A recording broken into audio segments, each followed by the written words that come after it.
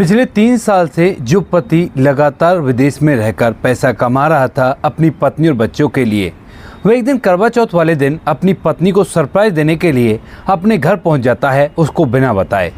लेकिन घर पर जाने के बाद वह कुछ ऐसा देख लेता है जिसे देखने के बाद जो पति होता है वह दोबारा से ना तो अपनी पत्नी से कोई कांटेक्ट करता है और ना ही उसके पास पैसे भेजता है खर्चे के लिए। अब इसके बाद पत्नी को कुछ ऐसा होता है कि जिसके बाद जो पत्नी होती है वह रो रो कर पति से माफ़ी मांगने लगती है। क्या हुआ था ऐसा और क्या थी पूरी कहानी, पूरी सच्चाई के बारे में जानने के लिए वीडियो को अंत तक जरूर देखें। उत्तर प्रदेश के बनारस शहर के पास ही के गांव के अंदर एक लड़का रहा करता है, जिस लड़के का नाम होता है राकेश। राकेश के घर में उसके माता पिता हैं, एक उसका बड़ा भाई है जिसकी शादी हो चुकी है। राकेश घर का छोटा लड़का है और वह पढ़ने के लिए कॉलेज जाया करता है।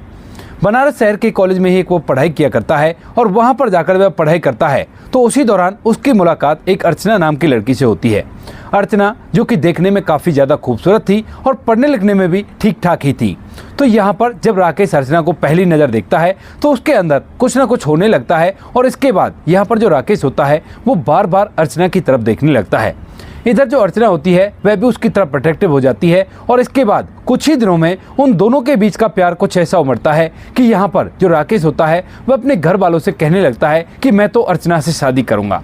अब जब घर वाले अर्चना के बारे में पता करते हैं और जांच पड़ताल निकालते हैं तो उन्हें पता चलता है कि अर्चना का परिवार बिल्कुल भी अच्छा नहीं है और उसके परिवार के लोग बिल्कुल भी ठीक नहीं है। तो यहाँ पर वे लोग मना करने लगते हैं, कहते हैं कि बेटा नहीं, यहाँ पर जो लड़की जिससे तुम प्यार किया करते हो ये बिल्कुल भी ठीक नहीं है और इसके परिवार काफ़ी ज़्यादा बदनाम है और इससे शादी मत करो।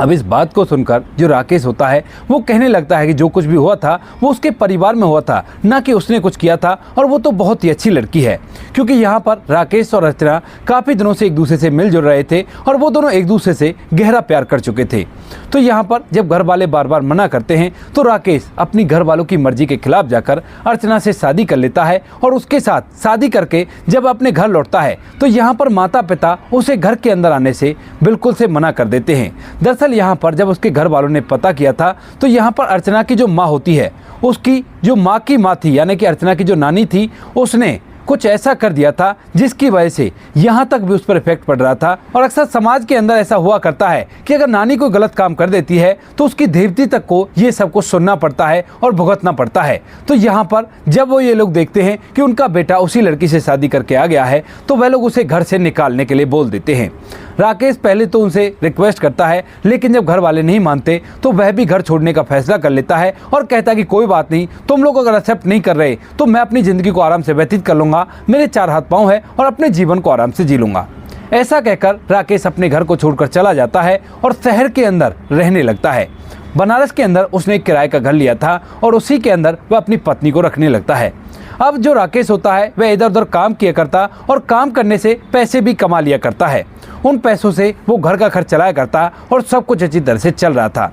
धीरे धीरे इनकी शादी को लगभग 3 साल बीत जाते हैं और 3 साल तक यहाँ पर उनको एक लड़का भी हो चुका था। अब जैसे लड़का होता है तो यहाँ पर राकेश की पत्नी जो अर्चना होती है वह कहने लगती है कि सुनिए जी, क्या इसी तरह से हमें काम करना होगा, क्योंकि हमारा बच्चा भी हो गया है और बच्चा भी इसी तरह से किराए के मकान में रहेगा। अपने लिए एक अपना मकान तो चाहिए, हालांकि तुम अच्छा खासा कमाया करते हो, लेकिन बच्चा है, बच्चे के जीवन के लिए तो मकान चाहिए होगा। क्योंकि राकेश के घर वालों ने राकेश को बेदखल कर दिया था और इसी वजह से अर्चना ये सब कह रही थी। अब राकेश को भी अर्चना की ये बात बड़ी ठीक लगती है और वो कहता है कि हाँ तुम ठीक कर रही हो, देखता हूँ मैं कुछ ना कुछ तो करूँगा, ऐसे तो समय व्यतीत नहीं होगा, क्योंकि हमारा बच्चा जब बड़ा होगा तो उसके पास कम से कम शहर के अंदर अपना घर तो होना ही चाहिए।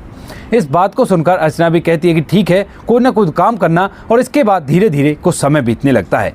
राकेश अब इसी बात को सोचने लगता है कि उसे क्या करना चाहिए और तभी उसे पता चलता है विदेश के बारे में। दरअसल वह सऊदी जाना चाहता था क्योंकि सऊदी में अच्छे खासे पैसे मिला करते हैं। तो इसी वजह से यहाँ पर जो राकेश होता है वह इसके बारे में जांच पड़ताल करने लगता है और जब वह ये बात अर्चना को बताता है तो अर्चना पहले तो उससे मना करने लगती है, कहती है कि नहीं आप मत जाओ, यहीं पर कोई काम देख लेना। लेकिन जब राकेश कहता है कि इसके अलावा और कोई रास्ता नहीं है, क्योंकि किसी भी बिजनेस को करने के लिए पैसे चाहिए और पैसे हमारे पास नहीं है, क्योंकि जो कुछ भी वो कमाया करते थे वो इतने पैसे हुआ करते थे जिन पैसों से केवल घर का खर्च चल सके। लेकिन यहाँ पर राकेश के सपने बड़े हो गए थे और इसीलिए अब राकेश को विदेश तो जाना ही पड़ेगा। राकेश जैसे तैसे करके अर्चना को मना लेता है और अर्चना भी इस बात के लिए तैयार हो जाती है, कहती है कि ठीक है कोई बात नहीं, लेकिन तुम मुझे रोज फोन करते रहना। यहाँ पर राकेश इस शर्त के चलते अपनी पत्नी को छोड़कर विदेश के लिए चला जाता है, अपनी आंखों में आंसू लेकर, क्योंकि वह अर्चना से प्यार किया करता था और इधर जो अर्चना होती है उसकी आंखों में भी इसी तरह के आंसू थे। यहाँ से जो राकेश होता है वह सीधा विदेश चला गया था और विदेश जाने के बाद अब अच्छे खासे पैसे कमाने लगता है। रोज शाम को वो लगातार अपनी पत्नी के पास फोन किया करता और फोन करने के साथ साथ वह हर महीने उसे खर्चा के पैसे भी भेजा करता। धीरे धीरे इन बातों को समय बीतने लगता है और समय के साथ साथ जैसे राकेश को विदेश जाए हुए लगभग 2.5 साल होता है, तो 2.5 साल बाद अर्चना के व्यवहार में काफी कुछ चेंजिंग आने लगती है अचानक से। दरअसल अब तक तो वह बिना उसे बात किए होती भी नहीं थी और जब कभी राकेश कहा करता कि कोई बात नहीं कल फोन मत करना, तो उसके बाद भी वह फोन करने के लिए जिद किया करती। लेकिन अब फिलहाल वह बिल्कुल भी फोन पर बात उससे नहीं किया करती है और जब कभी राकेश अपनी तरफ से फोन कर लिया करता है तो उसके बाद उससे कह दिया करती है कि मेरी तबीयत खराब है और मैं बाद में बात करती हूँ। इन बातों से राकेश कुछ सोचने पर मजबूर हो जाता है। जो कुछ उसकी नानी ने किया था, कहीं उसकी पत्नी ऐसा तो नहीं कर रही, लेकिन उसके बाद वह सोचने लगता कि अरे ऐसा नहीं हो सकता, अर्चना मुझसे बहुत ज़्यादा प्यार किया करती है और ऐसा कुछ भी नहीं होगा। इसके बाद यहाँ पर जो अर्चना होती है वह कुछ दिनों तक और अपना व्यवहार इसी तरह से रखती है और राकेश इस बात को केवल ये सोच लेता है कि अब काफ़ी दिन हो गए हैं ना, उसको भी बच्चे संभालने में दिक्कत होती होगी,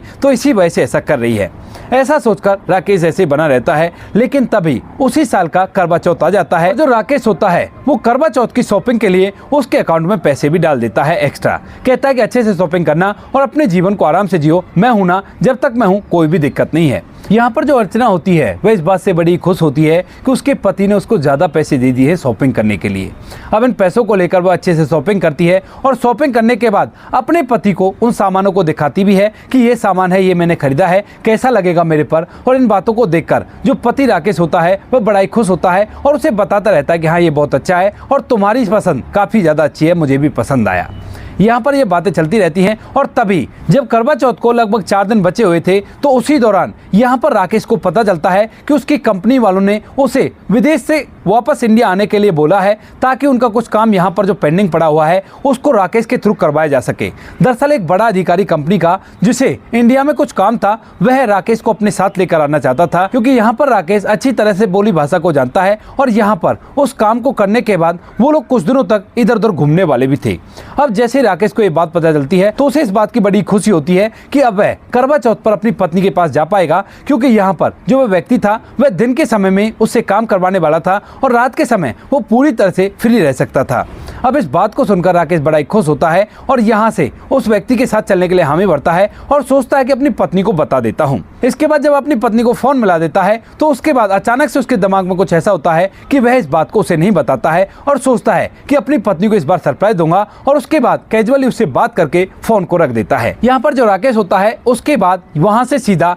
यहाँ पर आ जाता है इंडिया, वाराणसी में, और यहीं पर उसकी कंपनी के उस व्यक्ति को काम था जो कि उसके साथ इंडिया आया था और यहाँ पर आने के बाद दिन भर वह अपना काम करता है। दिन भर काम करने के बाद राकेश बड़ा ही खुश होता है और रात तक के लिए उसने उस व्यक्ति से बात कर ली थी कि रात को आप तो होटल में ठहर जाना और मुझे अपने घर जाना होगा क्योंकि यहीं पर मेरा घर है। तो यहाँ पर वह व्यक्ति जो उसके साथ आया था वो कहता कि कोई बात नहीं, आप अपने घर होकर आओ, कोई भी परेशानी नहीं है और जितने दिनों तक हम यहाँ पर हैं उतने दिन तुम आराम से घर होकर आ सकते हो और कैसी भी दिक्कत नहीं है। ऐसा कहकर वह व्यक्ति राकेश को जाने की अनुमति दे देता है और जिस दिन करवा चौथ होती है उस दिन रात के समय जो राकेश होता है वह सीधा अपने घर पहुंच जाता है अपनी पत्नी को बिना बताए हुए। रात का समय तकरीबन 8-9 बजे का हो रहा था और जैसे राकेश अपने घर पर जाता है जो घर उसने किराए पर ले रखा था तो वहां पर घर के बाहर एक बाइक खड़ी हुई थी और उस बाइक को देखकर राकेश पूरी तरह से हैरान हो जाता है। उसके बाद सोचने लगता है कि ये मेरे घर के बाहर किसकी बाइक खड़ी हुई है। फिर अचानक से उसे ख्याल आता है कि शायद हो सकता है किसी पड़ोसी की हो, उसने हमारे घर के सामने जगह देखकर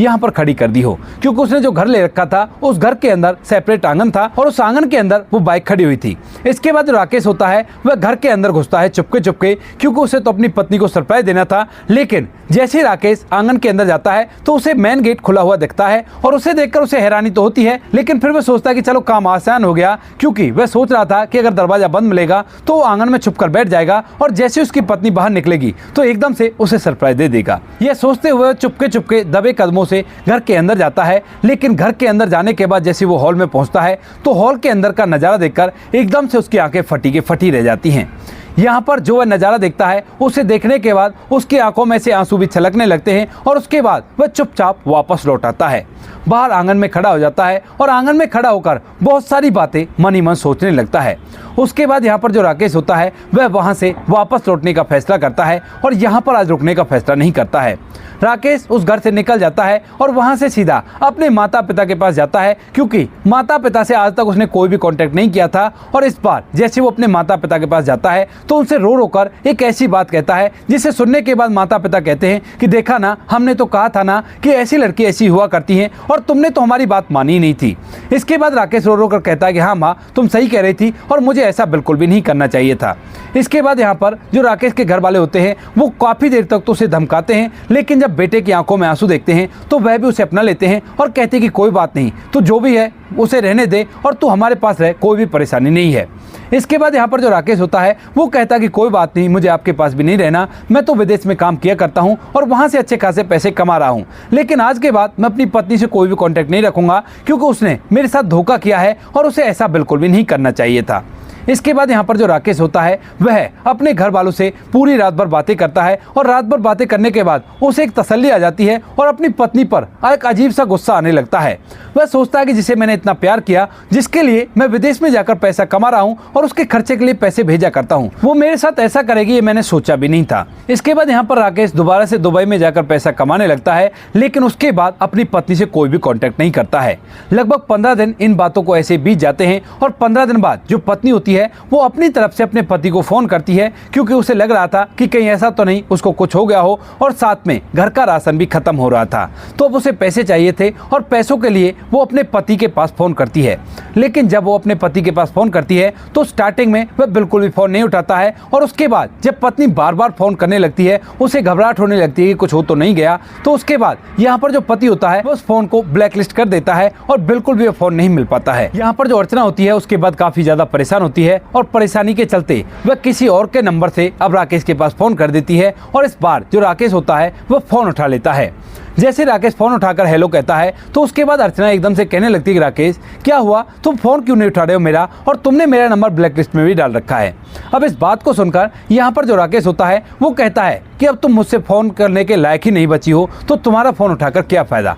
यहाँ पर अर्चना कहती है कि क्या हुआ ऐसा और किस वजह से तुम ऐसा कह रहे हो। तो यहाँ पर जो राकेश होता है वह कहने लगता है कि दरअसल इस करवा चौथ पर मैं घर आया था और उसके बाद ही मैं ये सब कुछ कह रहा हूँ। अब अर्चना जैसे इस बात को सुनती है तो एकदम से समझ जाती है कि उसके पति के फोन न उठाने का क्या कारण है। तो यहाँ पर जो अर्चना होती है वह इन बातों को एक्सप्लेन करने लगती है, कहती है कि राकेश जैसा तुम समझ रहे हो वैसा कुछ भी नहीं था। लेकिन यहाँ पर जो राकेश होता है वो कहता है कि मैंने सारा कुछ अपनी आंखों से देखा है और इस बात की सफाई देने की कोई भी जरूरत नहीं है। यहाँ पर जो अर्चना होती है वो एकदम से चुप रह जाती है और थोड़ी देर चुप रहने के बाद कहने लगती है कि राकेश तुम्हें जाए हुए काफ़ी दिन हो गए थे और मैं भी पूरी तरह से अकेली हो गई थी। तो उस टाइम पर एक दिन मार्केट के अंदर मुझे मेरे बचपन का दोस्त मिल जाता है और उसके बाद मैं इसे अपने घर तक ले आती हूँ, लेकिन न जाने कब हम दोनों के बीच में ये सब होने लगा और उसके बारे में मुझे बिल्कुल भी एहसास नहीं है। तो कोई बात नहीं, मुझसे गलती हो गई और मुझे माफ़ कर दो, आगे से ऐसी कोई गलती नहीं होगी। लेकिन यहाँ पर राकेश कहता है कि गलती हो या ना हो मैं तो यहाँ पर आ गया हूँ और यहीं पर रहूँगा, मैं कभी भी तुम्हें अपनी शक्ल नहीं दिखाऊंगा और ना ही तुम्हारी शक्ल देखना चाहूँगा और आज के बाद ना ही किसी अनजान नंबर से और ना ही अपने नंबर से मुझे फ़ोन करने की ज़रूरत है, क्योंकि जितने भी फ़ोन तुम करोगी उन सभी फ़ोनों को मैं ब्लैक लिस्ट में डाल दूंगा। रही बात मेरे बच्चे की, तो मेरे बच्चे को मेरे घर वालों के पास पहुँचा देना अगर तुम पाल ना सको, और अगर पालना चाहो तो इस बच्चे को अपने पास रख लेना, क्योंकि मैंने तुमसे सच्चा प्यार किया था, लेकिन कभी ये नहीं सोचा था कि तुम अपने दोस्त के साथ मिलकर मुझे इस तरह से धोखा दोगी। यहाँ पर अर्चना खूब रोने लगती है, लेकिन राकेश उसकी एक नहीं सुनता है और वहीं पर फ़ोन को काट देता है। राकेश वहाँ पर रहकर पैसा कमाता रहता है और धीरे धीरे इन बातों को जब 10 से 15 दिन बीतते हैं तो 10-15 दिन बाद जो उसकी पत्नी होती है वो अपनी सोशल मीडिया प्रोफाइल पर एक पिक्चर लगाती है उसी व्यक्ति के साथ, और वह भी खुलेआम। जब राकेश इस पिक्चर को देखता है तो उसे और भी ज़्यादा गुस्सा आने लगता है और उसके बाद जो राकेश होता है वह सीधा अपनी पत्नी के पास फ़ोन करता है और कहता है कि अच्छा हुआ जो तुमने ये प्रोफाइल पिक्चर लगा दी, क्योंकि अब तो शायद तुम्हें मेरी कोई भी ज़रूरत नहीं होगी, क्योंकि मैं खामा कहीं डर रहा था कि कहीं ऐसा ना हो कि तुम तलाक का केस डालने लगो। अब तो ठीक है, तुम इसी के साथ अपने जीवन को व्यतीत करो। यहाँ पर जो पत्नी होती है वो कहती है कि ठीक है, कोई बात नहीं, इसी के साथ जीवन व्यतीत हो जाएगा और ये मेरा अच्छे से ख्याल रखा करता है, कोई दिक्कत नहीं है, तुम अपने जीवन को आराम से व्यतीत करो। ऐसा कहकर दोनों के फोन कट जाते हैं और यहाँ पर अब जो राकेश होता है उसके अंदर जो थोड़ा बहुत प्यार उसके लिए बचा हुआ था वह भी पूरी तरह से खत्म हो जाता है और उसे बहुत ज़्यादा गुस्सा अपनी पत्नी पर आने लगता है। लेकिन धीरे धीरे जैसे इन बातों को लगभग 6 से 7 महीने बीतते हैं तो 7 महीने बाद यहाँ पर जो राकेश होता है उसे इंडिया आने के लिए कहा जाता है और यहाँ पर जो राकेश होता है वह मंजूरी भी दे देता है, क्योंकि अब इंडिया आने में उसे कोई भी दिक्कत नहीं है। जिसके लिए वो पैसे कमाया करता था वह व्यक्ति से तो वह अलग ही हो गया है और उसकी पत्नी उस पर तलाक का केस भी नहीं करने वाली। तो इसी वजह से राकेश इंडिया आ जाता है और अपने परिवार वालों के साथ रहने लगता है। जितने पैसे उसने आज तक यहाँ पर कमाए हैं उन पैसों से वाराणसी के अंदर ही एक अच्छा सा रोजगार खोलता है और पैसे कमा कमा कर अपने घर वालों को दिया करता है। धीरे धीरे इन बातों को 6 महीने और बीत जाते हैं, यानी कि राकेश को विदेश से आए हुए लगभग 1 साल बीत गया है और वह अच्छी तरह से पैसे कमाया करता है। और घर वाले जब भी उसे शादी के लिए कहा करते हैं तो वह साफ साफ इनकार कर दिया करता है, कहता है कि नहीं माँ बाबू जी, मैंने एक बार शादी कर ली है और बड़ा भाई तो है ना, वही आपका वंश चला देगा, मैं तो ऐसे ही ठीक हूँ। इसके बाद घर वाले उसे समझाने की भी कोशिश करते हैं लेकिन वह नहीं समझता है, क्योंकि उसने अर्चना से सच्चा प्यार किया था लेकिन अर्चना ने उसे धोखा दे दिया था। इसके बाद एक शाम जब राकेश वापस से अपने घर लौटता है बिजनेस को करने के बाद, तो उसी दौरान जब वह घर आता है तो उसके पीछे पीछे ही उसकी पत्नी अपने बच्चे को गोद में लेकर घर के अंदर आ जाती है और वहां पर आकर अपने पति से हाथ जोड़ जोड़कर माफी मांगने लगती है। राकेश जैसे अपनी पत्नी को माफी मांगते हुए देखता है तो एकदम से बहुत ज्यादा गर्म हो जाता है और उसे धमकाकर वहां से निकालने लगता है। पत्नी मना करने लगती है, कहती है कि मैं तो यहीं पर रहूंगी, तुम मुझे अपने घर की नौकरानी बना लो और नौकरानी बनकर मैं घर के अंदर रह लूंगी, लेकिन मैं यहाँ से नहीं जाने वाली। तभी जो राकेश होता है उसे एकदम से गुस्सा आ जाता है और वह घर के अंदर से डंडा लेकर उसे भगाने के लिए उस पर डंडा तान देता है। लेकिन जैसे ही उसके सामने डंडा तनता है तो एकदम से राकेश का जो बेटा होता है वह सामने आता है और आंखों में आंसू लेकर कहता है कि पापा आप ऐसा क्यों कर रहे हो। अब इस बात को सुनकर राकेश का डंडा वहीं थम जाता है। इधर राकेश के माता पिता भी थे और उसके भैया भाभी भी थे। जब वो नन्हे बच्चे की आंखों में आंसू देखते हैं और उसके मासूम चेहरे को देखते हैं तो माता पिता जो राकेश के होते हैं उनको भी तरस आने लगता है, क्योंकि उन्होंने अपने पोते के बारे में केवल सुना है। क्योंकि राकेश कभी कभी उनसे अपने बेटे के बारे में जिक्र किया करता है लेकिन बाद में कह दिया करता है कि मैं उसे अपने पास नहीं लाऊंगा क्योंकि मेरी पत्नी ने गलती बहुत किया है। अब यहाँ पर जब दादा दादी अपने पोते को देखते हैं तो उन्हें एकदम से उस पर तरस आने लगता है और इसके बाद वह राकेश के हाथ से डंडा छीन लेते हैं और कहते हैं कि कोई बात नहीं, जो हो गया भूल जा, गांव के अंदर तो इस बारे में किसी को पता ही नहीं है, कोई बात नहीं, इसको अपना लेते हैं और ये घर की नौकरानी बनने के लिए बोल रही है तो इससे बातचीत मत करना, लेकिन इस बच्चे की खातिर इसको अपना ले और ऐसा मत कर। यहाँ पर जो राकेश होता है वो थोड़ी देर तक सोचता है और सोचने के बाद कहने लगता है कि ठीक है, आप लोग बोल रहे हो तो रख तो लूंगा, लेकिन इसे घर के अंदर ना तो किसी से बातचीत करने की जरूरत है और ना ही ये किसी भी पारिवारिक मामले में कुछ भी बोल सकती है। तो यहाँ पर जो अर्चना होती है वह हाथ जोड़ती है और कहती है कि जैसा आप रखोगे वैसा ही मैं रह लूंगी, बस मुझे आप सहारा दे दो। ऐसा कहकर वह अपनी आंखों में आंसू ले आती है और राकेश कहता है कि ठीक है, तो तुम इस घर के अंदर रह सकती हो। लेकिन ऐसा कहकर जब राकेश जाने वाला होता है तभी एकदम से उसे उस फोटो का ख्याल आता है जो उसकी पत्नी ने सोशल मीडिया पर लगाया था और वह कहने लगता है कि 1 मिनट, ये बताओ कि तुम्हारा वो आशिक कहाँ है जिसके साथ तुम उस दिन करवा चौथ का व्रत खोल रही थी और उसका फोटो तुमने अपनी सोशल मीडिया के प्रोफाइल पे लगा रखा था। तो उसके बाद यहाँ पर जो अर्चना होती है वो बताने लगती है, कहती है कि दरअसल उसने ही तो मुझे धोखा दे दिया, कुछ दिनों तक तो उसने मेरा खर्चा चलाया, लेकिन उसके बाद जब उसका मन भर गया तो उसके बाद उसने खर्चा देने से बंद कर दिया और इसी वजह से मैं काफी दिनों से इधर उधर मेहनत मजदूरी करके अपना काम कर रही हूँ, लेकिन जहाँ पर भी जाया करती हूँ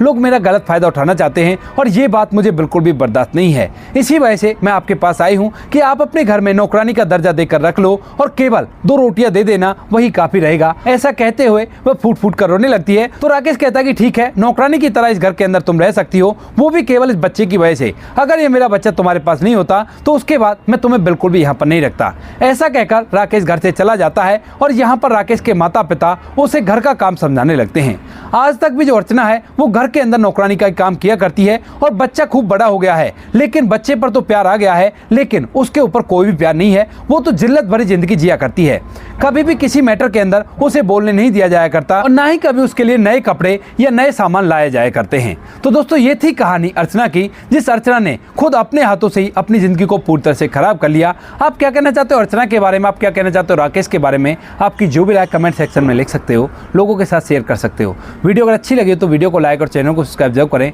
ताकि हमें थोड़ा सा हौसला मिल सके आप लोगों के लिए ऐसी अच्छी वीडियो बनाने के लिए। इन कहानियों को सुनाने का उद्देश्य किसी को परेशान करना बिल्कुल भी नहीं है। ये कहानी आपको इसलिए सुने जाते हैं ताकि आप लोग इन कहानियों में से कुछ ना कुछ सीख सको और अपने जीवन में उस चीज़ को अप्लाई कर सको। मिलते हैं किसी नेक्स्ट वीडियो नए टॉपिक के साथ, तब तक के लिए जय हिंद, जय भारत। जय हिंद दोस्तों।